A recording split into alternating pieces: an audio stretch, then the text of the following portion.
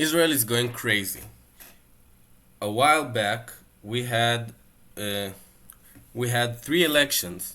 During those elections, everyone lost their mind, and later, the U.S. happened with George Floyd, and since then, there are parts trying to bring it over to Israel. They've already done it in the year 2016 with the Baltimore.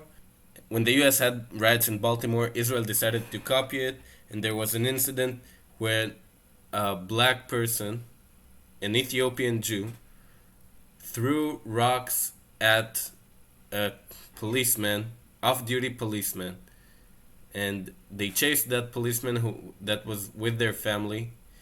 And at some point, the policeman turned around and tried to scare them off by shooting at the ground. The bullet ricocheted and killed the black person by the name of Salomon Taka. And we had then riots. Like you can see by the images, those were real, legit riots that were actually protected by the police. They blocked off the areas where the Ethiopians and people aligned with them rioted. They burned cars and burning tires. You can see the images. But now they're trying to bring it back as well. And you can see here there was a protest against annexation.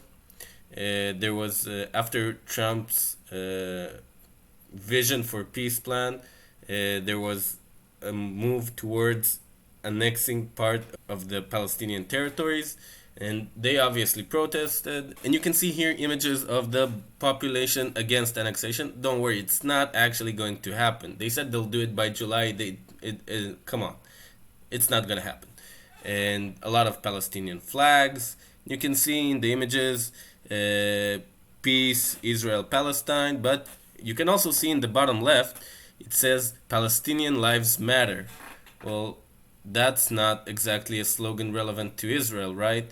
Kind of surprising that during a protest against annexation, which happens to coincide with the riots in the US, suddenly Lives Matter appears in the Middle East.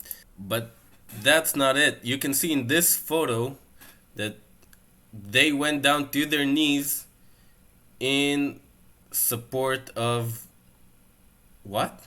In support of what? Like in solidarity with Palestine? This is not an Israeli thing, okay? This happened because going down to one knee, bending the knee, is something that happens in the US, so now they imported to a protest in Israel.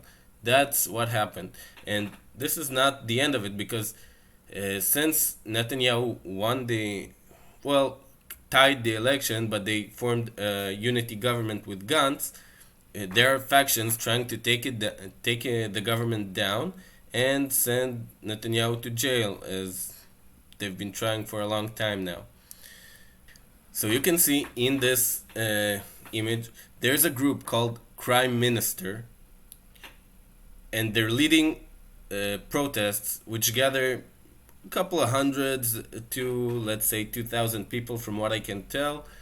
And look at the pretty militaristic stance he's taking here, just like any other dictator in the history of the world is doing. But don't worry, it's supposed with a message. And you need to understand this is really, really militaristic. Obviously, it's in Hebrew, so I'll just translate a couple of pieces. Even if you kill us, you will not end justice. Even if you tie our mouths, you will not remove the winner's smile on our lips. Yes, we skip a bit. You will forever be the parasites that grow on our back.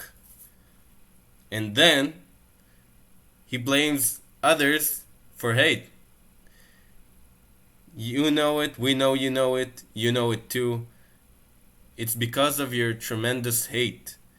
The hate that blinds, full of frustration and envy. The anger that burns to destroy. See, he compares humans to parasites, and he says he'll fight from the grave if they have to. That's that's how far they're taking us right now.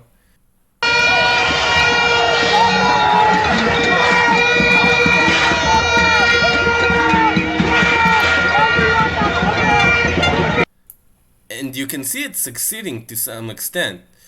You, he did bring Israel to the point of violent protests against the police.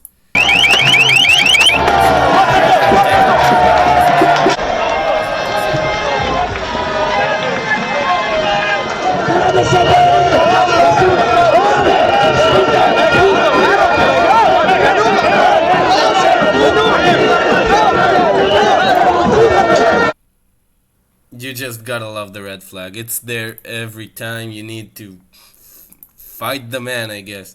But it's not the end. There's a literal call to civil war at this point. Obviously, it's relatively a fringe group.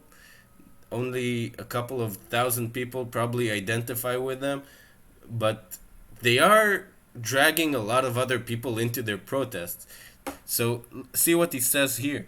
This will be our finest hour. Do not try to scare us with the word civil war. We are not afraid at all. You are evil. We are good and just. You shall be gone. We and our Israel shall stay forever. This is not the language of people you can reason with. This is scary. As far as we can tell at this point, the police is just enabling them.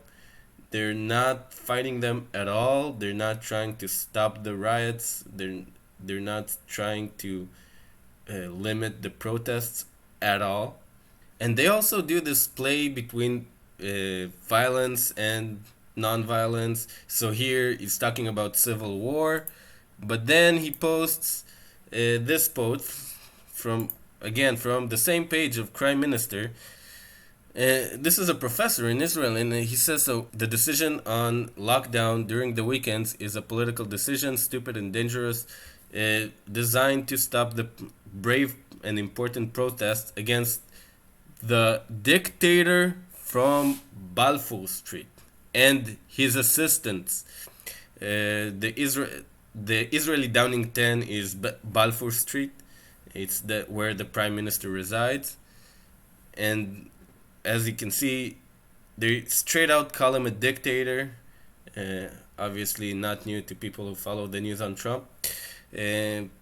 I call on the citizens of Israel to come out and protest during the weekend, even if the government forbids it.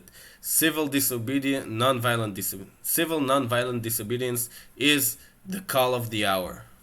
And then again, there's this famous musician talking about this is a week old. Tomorrow, the 14th of July, is the day of the fall of the Bastille. And then, listen to this. Anyone with the option to get torches or a pot or a horn should go to Balfour and sound his protest. And again, then it comes back to non-violent protest, and here there's the from the protest beautiful image, really good image taken by Reuters, I think it says Reuters here, of a group being sprayed while holding the Israeli flag. This is just fantastic image, and calling again for non-violence by the same protesters. This is again shared by the same Prime Minister page. And then again, you're threatening us with an empty gun. You have no battalion. You have no battalions. Again from the same page. So this is what's going on in Israel. A little bit scary. A little bit out of hand. Hopefully someone will put an end to the escalation, because at some point I talked to a friend and he posted a post that what the anarchists and protesters are doing is good. They're disturbing the chaos, which our prime minister is orchestrating. So I asked him, why are you why are you supporting violence? Why are you justifying violence? It's just violence against trash cans. I'm like, yeah, but that's what you said from the beginning. It at first was, yeah, it's just a post that's saying Israel's no longer a democracy, and then it's just some people going to protest, and then it's just some people talking about civil war, and then just some people fighting the police, and then it's just some people burning trash cans, and it's just an ongoing normalization of violence, and now we reach the point of an outright call to civil war, and which I would rather avoid. Really, not supporter of civil war. So that's me. Thanks for listening. Please share and please subscribe if you find this at all interesting, because I just want to know that I'm not doing this for absolutely nothing. Thanks.